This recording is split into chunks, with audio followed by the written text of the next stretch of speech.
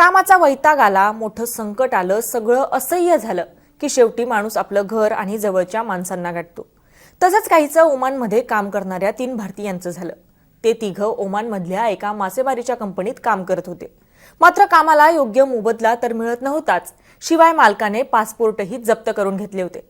नंतर तर मालकाने पगार देणंही बंद केलं। त्यामुळे ते तिघही वैतागले। त्यांनी आपल्या मायदेशी परतायचं ठरवलं, पण पासपोर्ट तर मालकाने आधीच हिसकावून घेतलेले। मग भारतात परतायचं कसं? तर समुद्रामार्गे जाण्याचा पर्याय आहे, पण परत जायला सोबत पुरेसे पैसे नाही। मग आता नेमकं काय करायचं असा प्रश्न त्या तिघांना पडला। मग त्यांनी एक युक्ती लढवली। ओमानमधून चक्क एक बोट चोरली। जीपीएसच्या मदतीने सलग 6 दिवस 3000 किलोमीटर प्रवासही केला। भारताच्या समुद्र सीमेवर ते पोहोचले आणि त्यानंतर पुढे जे काही घडलं ते ऐकल्यावर तुम्हीही म्हणाल, आसमान से गिरे और खजूर में अटके। नमस्कार, मी छाया। मुंबई तकच्या विदेशवारीत आपलं स्वागत। 38 वर्षीय डेसोस अल्फोन्सो, जेम्स मोझेस आणि रॉबिन स्टन्स हे तिघं मूळ तामिळनाडू राज्यातले रहिवासी। तामिळनाडूत चांगलं काम सुरू असतानाच त्यांना एकाने चांगल्या पगाराच्या नोकरीची फूस लावली।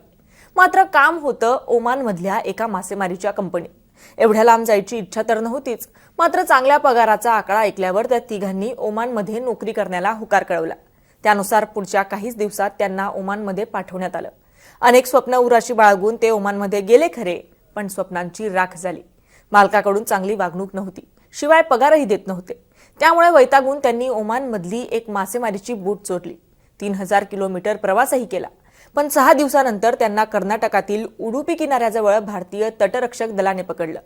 17 फेब्रुवारीला दुपारी 3 वाजता पूर्व ओमानमधल्या दुक्म बंदरातून ते तिघं निघाले होते। 23 फेब्रुवारीला ते उडुपीतील सेंट मेरी बेटाजवळ बोटीने पोहोचले। मात्र ओमानी बोट पाहून एका स्थानिक मच्छीमाराने तटीय सुरक्षा पोलिसांना त्याची माहिती दिली।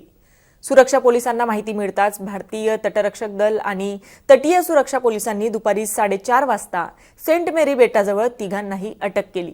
त्यानंतर त्या तिघांना उडुपीच्या न्यायालयात हजर करण्यात आलं। आता न्यायालयाने त्यांना कोठडी सुनावली आहे।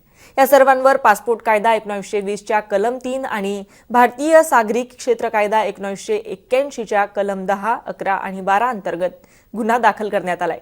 चौकशी दरम्यान ते तिघं फक्त एका जीपीएस उपकरणाच्या मदतीने सुमारे 3000 किलोमीटरचा समुद्री प्रवास करून कारवार किनाऱ्यावरून सेंट मेरी बेटावर पोहोचल्याचं उघड झालं।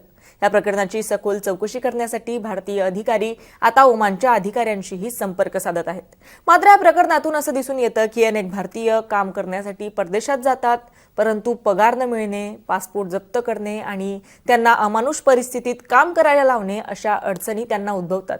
ही एक गंभीर समस्या आहे।